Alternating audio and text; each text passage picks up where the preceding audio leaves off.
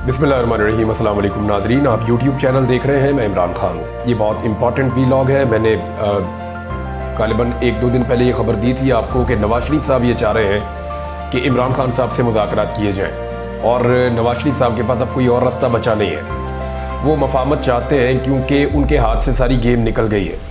मियाँ साहब को लगा कि उनके पास मकबूलियत आ जाएगी और उन्हें लगा कि उनकी कबूलियत भी हो जाएगी, मकबूलियत भी हो जाएगी, पाकिस्तान के हालात भी बेहतर हो जाएंगे और वो वज़ीर आज़म पाकिस्तान भी बन जाएगी। इनमें से कोई काम भी नहीं हुआ। हत्ता कि उनकी बेटी जो वज़ीर आज़म पंजाब बनी है वो इम्पैक्ट क्रिएट नहीं कर पा रही। हालांकि उन्होंने एक रिलीफ पैकेज भी दिया, उसके बावजूद भी इम्पैक्ट नहीं हो रहा। करोड़ों रुपए जो है वो इश्तिहारों पे लगाने के बावजूद उन्हें कुछ हासिल नहीं हो रहा। तो जब मैंने ये खबर दी ना कि नवाज शरीफ साहब की ये ख्वाहिश है कि इमरान खान साहब भी मुज़ाकरात का हिस्सा बने, देखिए इन्होंने जो खबर जारी की थी ना वो बड़े 2 नंबर तरीके से की थी। इन्होंने किया ये था कि कह रहे थे सारे स्टेक होल्डर, सारे सियासतदान।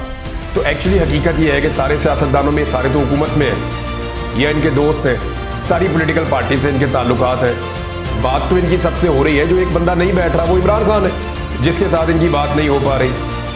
और दूसरा मामला जब ये कहते हैं कि इदारे या स्टेक होल्डर, तो ये फौज की बात करते हैं कि फौज भी बैठ जाए तो बैठ के मुज़ाकरात कर ले। मैंने ये आपको चीज़ें पहले बताई थी। तो उसके बाद ख्वाजा आसिफ साहब हो या एहसन इकबाल साहब हो या पंजाब की इंफॉर्मेशन मिनिस्टर हो, इन लोगों ने खप डाल दी पाकिस्तान में। इन्होंने ये कहना शुरू कर दिया जी कि नवाज शरीफ तो इमरान खान के बारे में बात ही नहीं कर रहे हैं, नवाज शरीफ तो चाहते ही नहीं है कि इमरान खान से मुज़ाकरात करें, वो तो 9 मई वाले हैं, उनके साथ किसी किस्म के मुज़ाकरात नहीं होंगे, सवाल ही पैदा नहीं होता। फिर इन्होंने मीडिया पे खबरें छपवाई कि जनाब मामला ये है कि हम तो डिवाइड हो गए मुज़ाकरात के मामले पे। सब गलत। इनके पास कोई ऑप्शन बचा ही नहीं इमरान खान से बात करने के अलावा। इनको जब तक ठप्पा नहीं लगेगा ना, इमरान खान साहब के पास वो मोहर है जिससे वो ठप्पा लगाएंगे कि नवाज शरीफ और शहबाज शरीफ की ये जो हुकूमत है ये एक लेजिटिमेट गवर्नमेंट है। इमरान खान साहब जब इनको हुकूमत तस्लीम करेंगे और इनके साथ बैठकर मामलात को तय करेंगे, अब उसके 10 तरीके हो सकते हैं। हो सकता है कोई ऐसा सोल्यूशन पॉलिटिकल निकले जिसमें सारे बैठे और पाकिस्तान नए इलेक्शन की तरफ चला जाए, या कम से कम ये चीज़ें तय हो जाएं कि मैंडेट की वापसी के रास्ते में रुकावट नहीं डाली जाएगी, यानी अदलिया के जो ट्रिब्यूनल्स बनेंगे उनके फैसलों को तस्लीम किया जाएगा।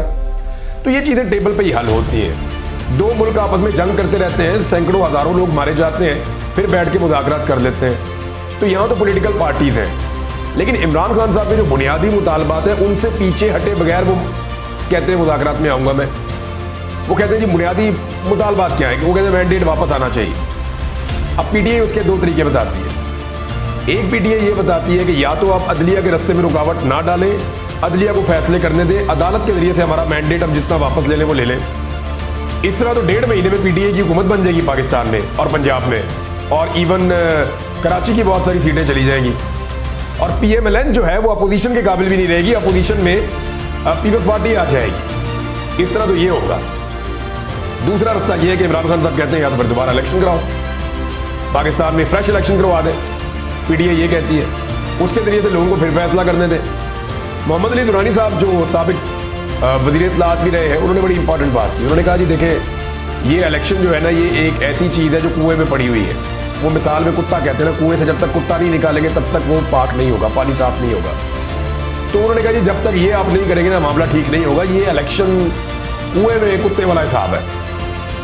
ये उन्होंने मोहम्मद अली दुरानी साहब ने इशारतन ये बात मिसाल देते हुए कही।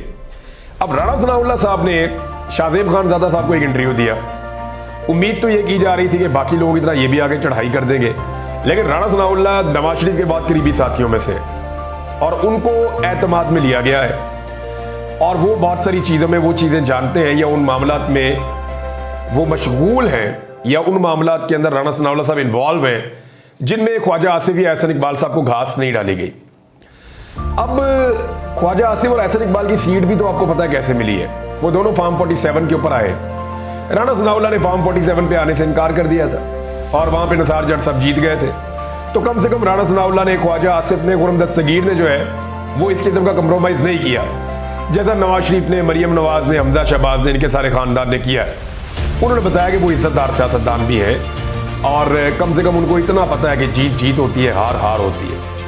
बहरहाल राणा सनाउल्लाह साहब ने कहा कि नवाज शरीफ साहब जब मुज़ाकरात की बात करते हैं सबसे तो उसमें पाकिस्तान तहरीक इंसाफ शामिल है।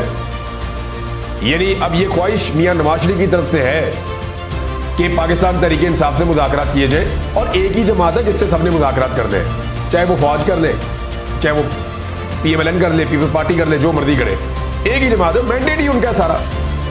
दूसरा उन्होंने ये कहा कि PTI के जो चेयरमैन है इमरान खान साहब, बिल्कुल उनसे क्यों नहीं, मियाँ साहब का यही मतलब है कि इन लोगों के साथ मुज़ाकरात किए जाए। तो जब 9 मई की बात पूछी गई, शादिक खानजादा ने वो सवाल किया, तो मेरे दिमाग में भी था कि ये बात यहाँ पूछी जानी चाहिए।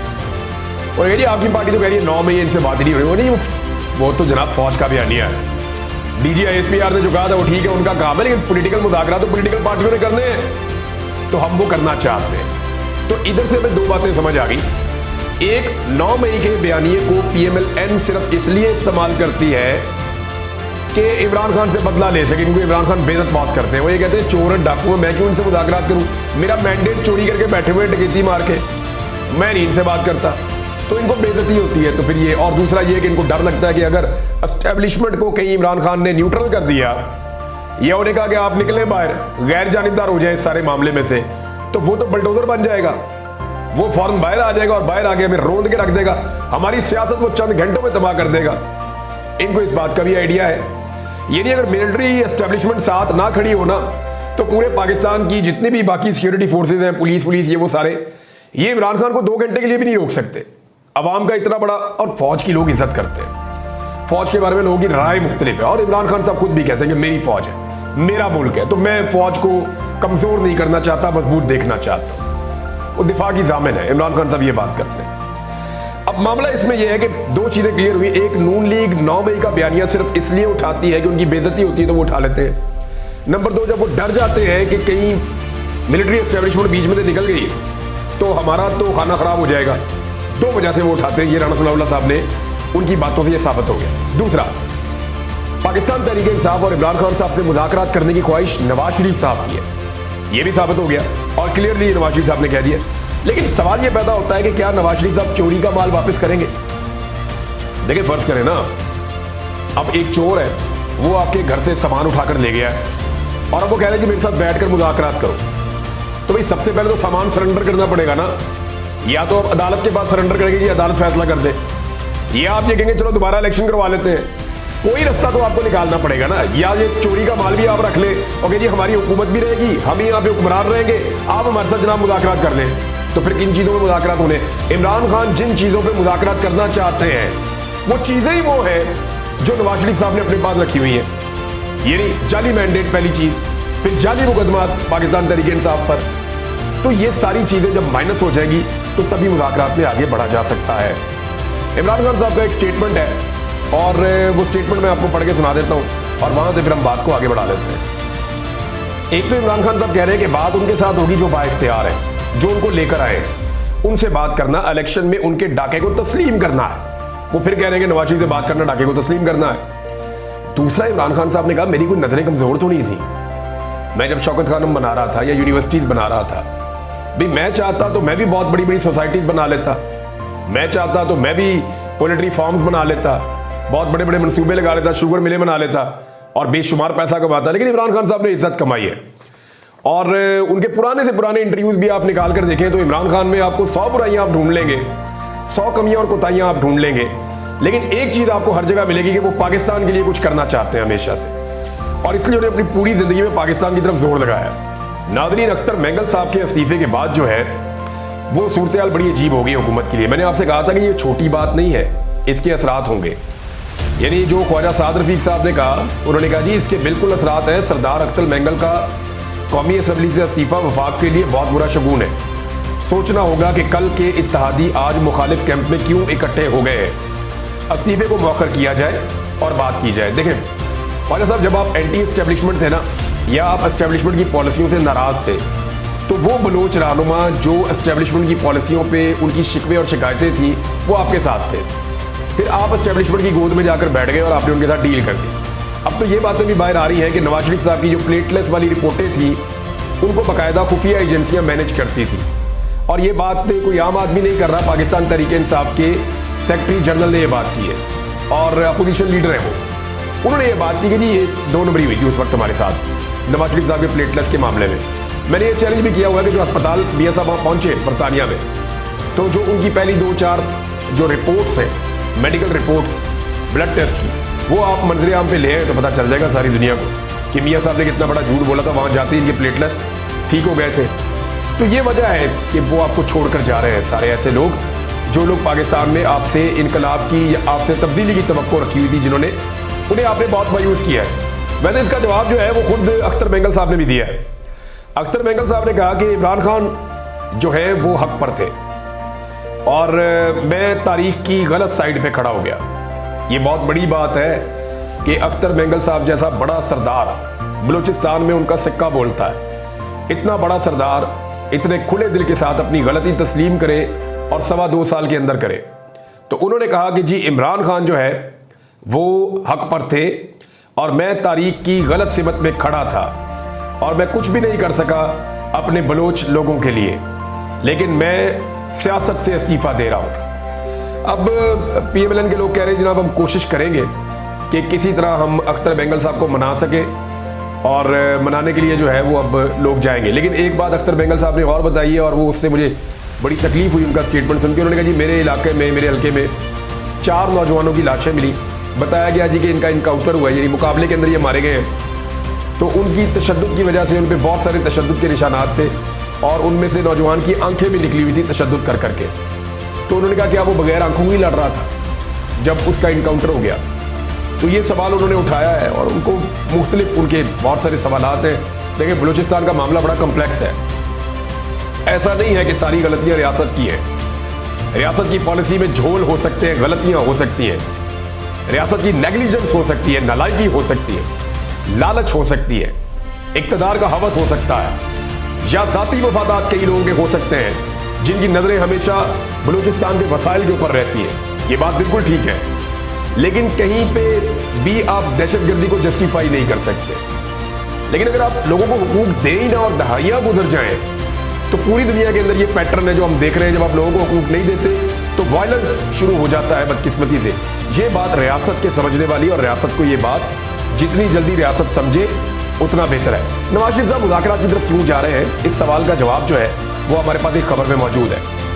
एक्चुअली हुआ ये कि इन्होंने पंजाब में एक रिलीफ दिया था, वो रिलीफ इनके गले पड़ गया है। पाकिस्तान तहरीक इंसाफ के जो इकोनॉमिस्ट हैं और जो दीगर इकोनॉमिस्ट हैं, उनका ये कहना है कि मियां नवाज शरीफ साहब ने अपना फ़ायदा निकालने के लिए जो है पंजाब के अंदर 14 रुपये का रिलीफ तो दिया, इसमें इन्होंने वफाक से भी अरबों रुपया लिया और पंजाब से भी अरबों रुपया डाला। लेकिन ये बारूदी सुरंगें हैं जो अब ये बिछा रहे हैं दोबारा।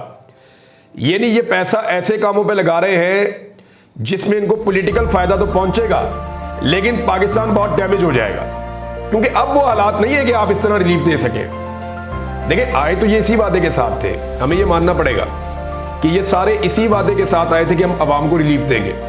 लेकिन इन्होंने आने के बाद अवाम को दी तकलीफ, और इतनी तकलीफ दी अवाम को कि मईशत का बेड़ा गर्क कर दिया। अब इस मईशत के साथ ये रिलीफ दे ही नहीं सकते, ये नहीं दे सकते। इमरान खान भी आ जाएंगे, वो भी नहीं दे सकेंगे। मेरे से आप लिख कर ले लें, इमरान खान साहब आज हुकूमत में आ जाएं तो ये इकॉनमी ठीक नहीं होगी। ना पेट्रोल सस्ता होगा, ना डॉलर की कीमत कम होगी, ना ये गैस सस्ती, ये चीजें नहीं हो सकती। उसका रीजन है ना एक, ये एकदम ठीक हो ही नहीं सकती। अभी पहले कॉन्फिडेंस बिल्डिंग होगी, कम से कम पाकिस्तानियों को एतबार आएगा, पाकिस्तान में सबसे पहले सियासी इस्तेहकाम आएगा। थोड़ा सा लोग जो है पाकिस्तान जो जा रहे हैं छोड़ के वो जाना रुकेंगे, लोग पाकिस्तान के अंदर पैसा निकालना शुरू करेंगे, कॉन्फिडेंस बिल्डिंग होगी, फिर आहिस्ता आहिस्ता आहिस्ता आहिस्ता आपकी इकोनॉमी बेहतर होगी। ये तबाही फेरते हुए तो 2 साल लगते हैं, ठीक करने में 5 साल लग जाते हैं। जब शाहिद खाकान अब्बासी साहब को बनाया गया वजीर आजम 2017 में, नवाज शरीफ को हटा गए, तो उसके बाद इन्होंने जो मईशत में तबाही फेरी, इमरान खान साहब को ठीक करते करते कोविड के बावजूद 3 साल लग गए थे। और जब वो रिलीफ देने का फैसला कर रहे थे उस वक्त उनकी हुकूमत गिरा दी गई।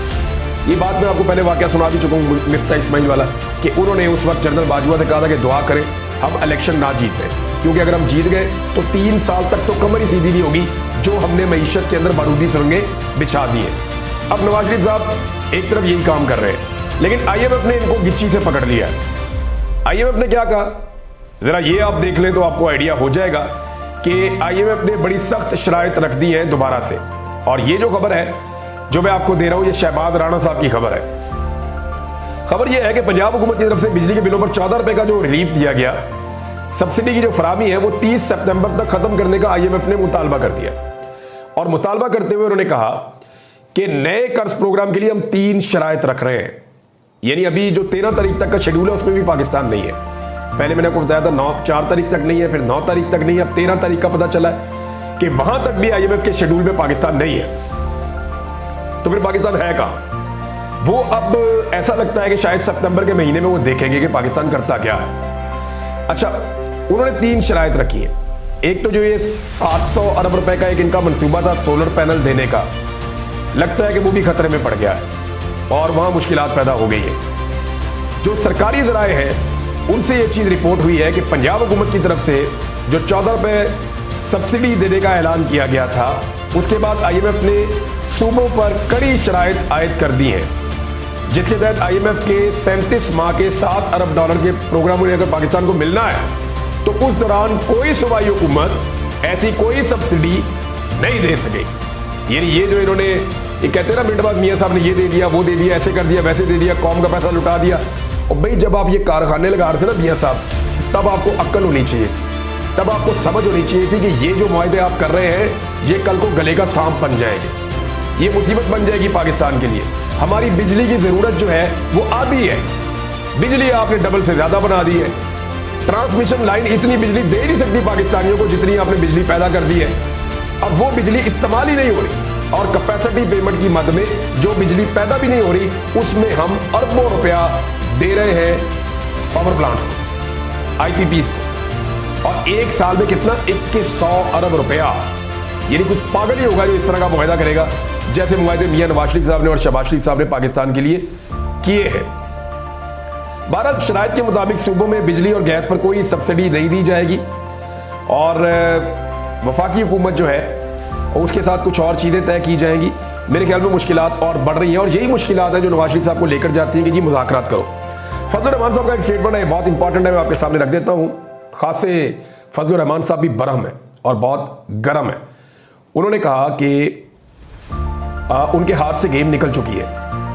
2 सूबे बलूचिस्तान और खैबर पख्तूनख्वा को मुल्क से अलग करने के हालात बन रहे हैं, ये फजलुर रहमान साहब कह रहे हैं। जैसे माजी में उन्होंने एक हवाला दिया और कहा कि बंगाल को मुल्क से अलग करने के हालात बने थे, वैसे हालात बलूचिस्तान और KP में बन रहे हैं। और साथ ही उन्होंने ये कहा कि ये पार्लियामान को अपने घर की लौंडी और सियासतदानों को हकीर समझते हैं, इनको पॉलिसियां बदलनी पड़ेगी। जी एस्टेब्लिशमेंट को कह रहे हैं फजलुर रहमान साहब।